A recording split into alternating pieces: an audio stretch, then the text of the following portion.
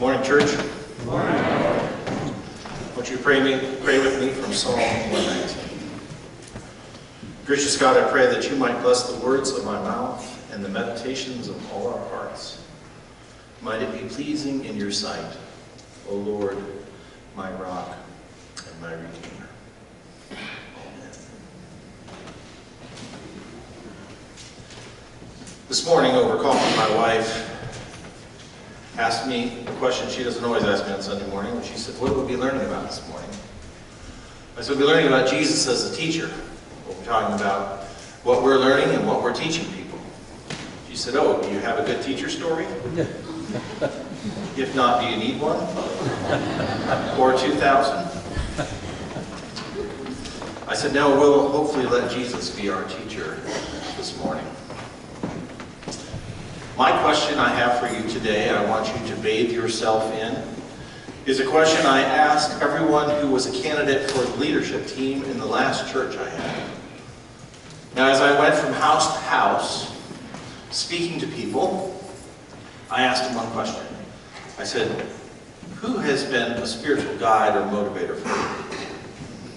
And I made a list of the names of people who had mentored them by teaching, by example, by lifestyle, just by their love for Jesus. Especially those in the church.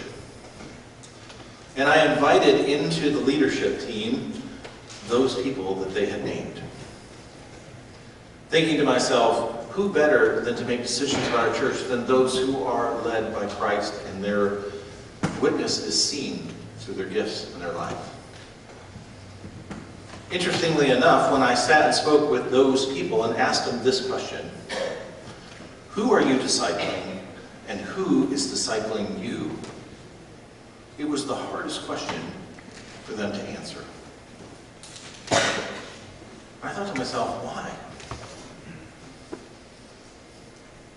And many times, I guess we don't think of life in this term, do we? Whom are you mentoring? Whom are you teaching? And who is teaching you? Might be an interesting question for us to bathe ourselves in a little bit today and to consider its ramifications. So I am going to tell a teacher story. I thought to myself, besides my parents, who might be a wonderful model, taught me a valuable life lesson. And I have to tell you, I'm going to set this up a little bit. It was a high school teacher of mine. Now, in my high school, I graduated with 698 people. And to give you the context of this, in the end, when I looked at kind of life plans and the graduation thing, only 42 of us were going on to any sort of secondary education. I was number 11 in the class. I know that because the top 10 were recognized at graduation. So I often tell my wife, when they read off all the valedictorians and salutatorians and honor roll, I said, you know the next person knows they're the next person. And 11th of almost 700 kids, I was encouraged to go into the military, into the ROTC, by my guidance counselor. One teacher, when I told her that, her head was ready to explode. I was in the honors program for the most part, took every honors class I had, and my sister warned me about one particular teacher. Her name was Vitalia Caplice. Names are not changed to protect the guilty. You can't make that one up. She was a wonderful Lithuanian lady who loved chemistry and wanted us to love it as much as she did. But I'll never forget her my senior year. As we sat in her third chemistry class, soak that one in for a minute.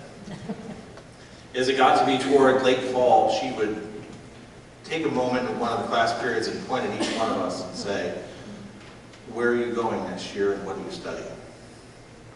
She saw something in us and a potential that she said, you know, you have to live out to the fullness of what the gifts God has given you. So she'd go around the room. Now, if we stated an occupation that she felt was not as academically challenging to us, I stated one earlier, Scott warned me, please don't do that. But if I said that I wanted to be such and such, and she felt that that was not really challenging for me, then you would get the lecture right there in front of your classmates. And as it went through the room, as we were sitting, she was going up and down the row, she got to this one particular person, and everyone in the class knew that that young man came from a family that really didn't have a lot of money and probably couldn't afford to send their son to college. So I don't even remember the guy's name, I just remember the interaction. So, where are you going next year and what are you studying? Well, I haven't really decided yet, and the rest of us are sitting in the room going. And finally, she's aware of what we're trying to communicate to her, and she looks at him and she says, I get it. She goes over to her drawer. She says, don't ever let what the world tells you limit you from what you can become. She took 2 sheets of paper out, she went over, she handed him one. We found out the next week that that was a field trip request form. They were going on a field trip, and her second page was a vacation request for herself. She told the class, Friday you will have a substitute teacher. We were very happy that we got advance notice and we were able to plan for the substitute coming on Friday. Those of you who are substitutes know what I'm talking about. Monday came, and she started going through the room again. I thought to myself, I was one of the ones that stated a vocation that she felt wasn't really all that academically challenging, and frankly, I knew it wasn't either. So I thought, okay, she needs to hear medicine, law, engineering, something like that. What she was really doing was setting us up to get to that young man that she had unintentionally embarrassed the week before. She said, young man, where are you going next year and what are you studying? And he smiled and said, I'm going to the University of Michigan. And you know this because you helped me negotiate a full free ride there. She drove the hour and 20 minutes from our city to Ann Arbor and sat down with the financial aid people and the admissions people and made sure that this boy not only got in, but as she told us, as she sat in the financial aid office, they looked through his information and offered him half his tuition. She said, nope, that's not enough. The lady looked at her kind of funny. Said, ma'am, she goes, I'm not this boy's mother. I'm his honors chemistry teacher. By the way, how many teachers do you have coming in here vouching for their students like this?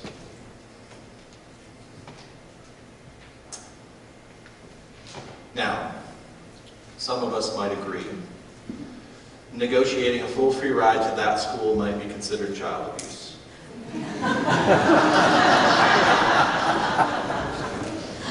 But let's just keep that, let's just say her intentions were good, okay? Here's what Vitalia taught me. She taught me that you have to invest yourself fully in people in order for them to believe in themselves. And she taught me that that sometimes means personal sacrifice, and going above and beyond. And what a difference it makes in the world when people hear, I believe that there's more for you in the future. And as I thought about her lessons, I thought about someone else that I know of who came and said, I believe there is so much more ready for you in life. I'm willing to go above and beyond to even give myself completely for you. That's how much I believe in you. He's the one that climbed into a boat one day, rode out amongst the acoustics of the water, and was able to share with so many more people a teaching of the seeds in the final resting places. And how many times have I thought of this sermon and thought about where is it in my life, and where am I at? Is my faith on rocky ground? Is my faith amongst the weeds, etc.? But let's turn to the task of the words that he models for us. If we're expected, if we take on the moniker Christian, if we are quick and bold to say, you know what? I'm a member of a church. I believe in Jesus. If we're daring enough to wear a cross, not just because it's fashionable, but because it means something, would we not aspire to walk in his ways, to be led in his steps, and to be changed in some way by his words? Will others come to know what it means to understand Christ through us, through our actions, and through our priorities?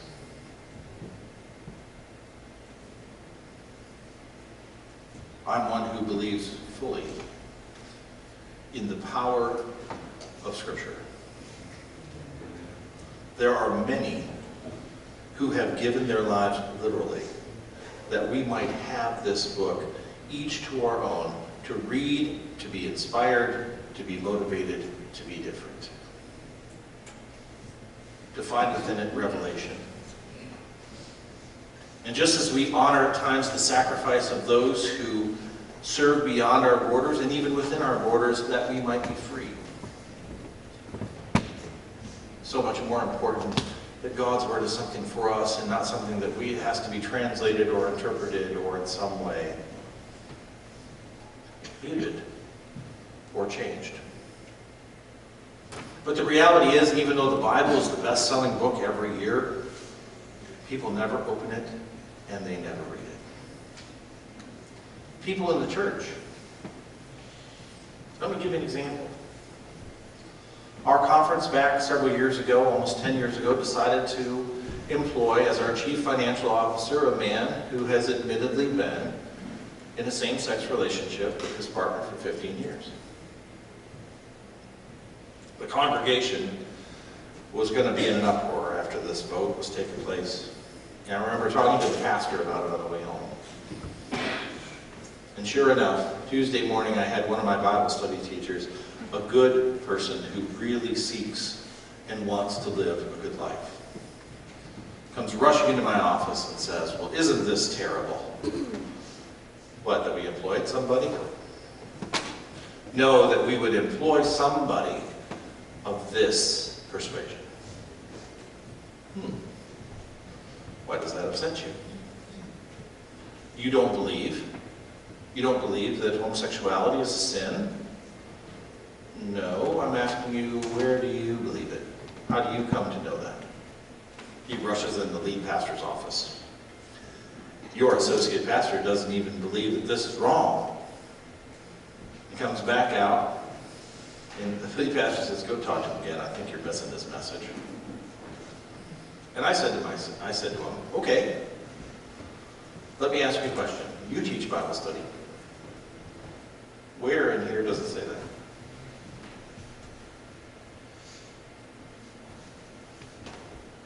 Before you come to me by fair warning and tell me that our faith says or our scriptures say, no, I'm going to answer that question the same way with you. Where does it say that? My encouragement to him was to go and to open up the book and to read for himself, not to take what he's heard in sermons or lectures or around the Christian conversation table, but to actually open this up and discover for itself his words of life. Not so that he can do a lesson plan that day, but I find most commonly those who read Scripture do so in one of two ways. The first is as they go through, they consider the others. Oh, it says here that wives should be submissive to their husbands. We're going to have a talk about that one when we get home.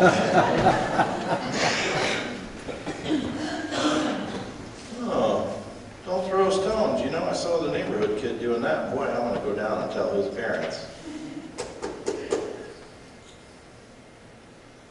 That at times this becomes fuel for the fire and the argument of how others should live their lives. But the reality is, this tool, this gift for us, is a chance for us to read and consider for ourselves what we think it says.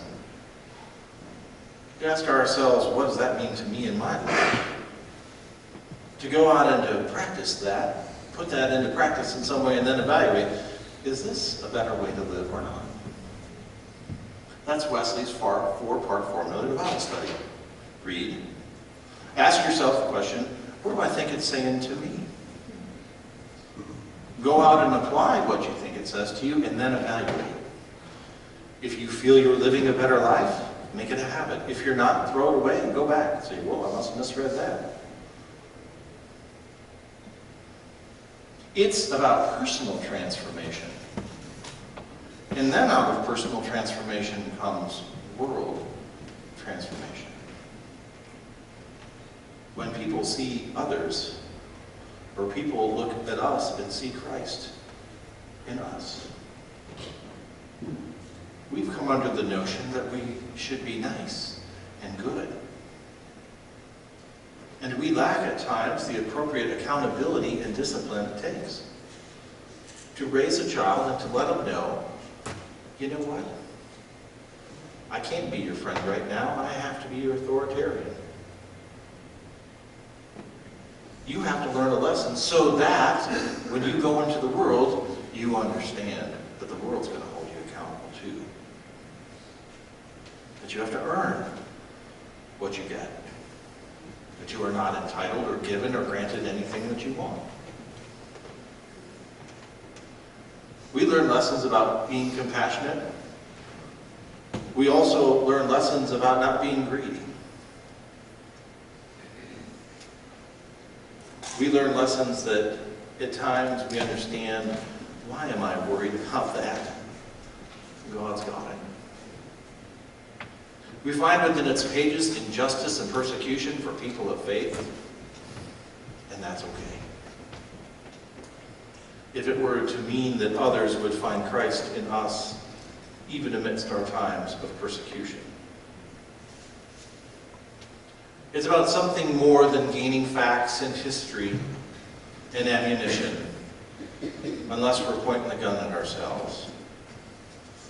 And it might be a place in which we find the message that I am no more worthy of heaven than you.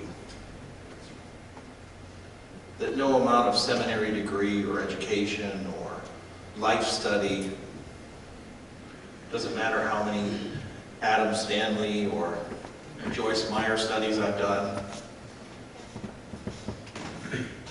that in the end, if it's not transforming or changing or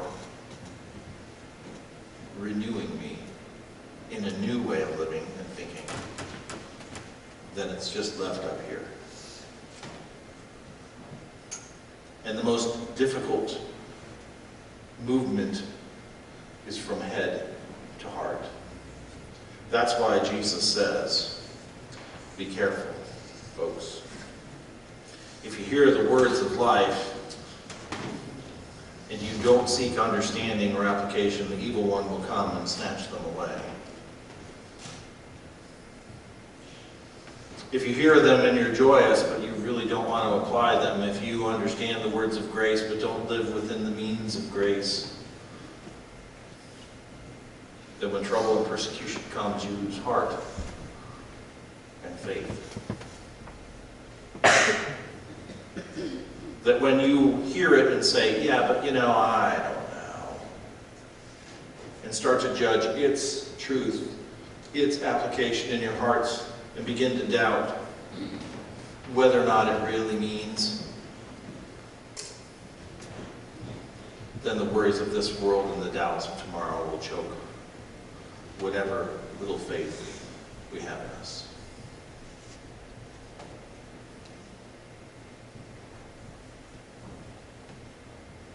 Whom are you teaching? And what are you teaching them? Because there's people in the world that are watching us. There are people that want to see a difference in us, in heart, in attitude, that even amidst the times of trouble and trial, we say to ourselves, you know what, God still has it. I still have faith that one day I will sit at the table with Jerry Ritter, because he sits there today.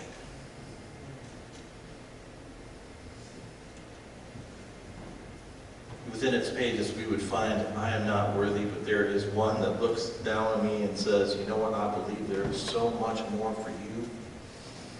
Will you let me show you? I have paid a price for you. Will you let me guide you?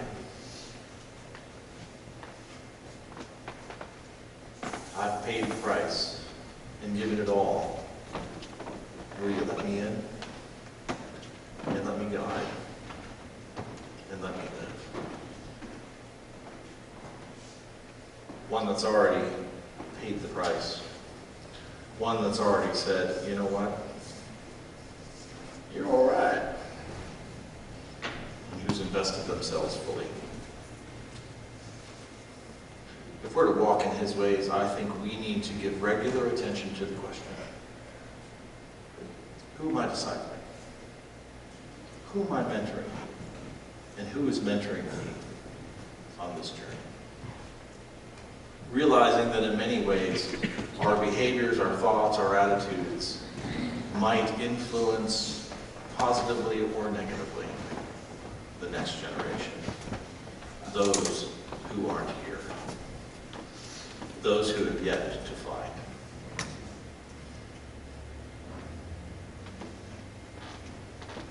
Let us consider how we are investing ourselves in the belief that there are many out there that need something better.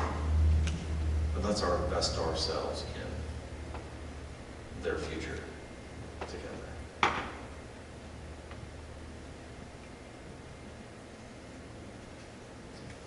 So, where are you going this year? And what are you studying? Might be a more daily application than I ever thought from Battalion. Life lessons. Let us embrace the responsibility and the privilege of living in and walking in his ways each day. Amen. As is our tradition each week,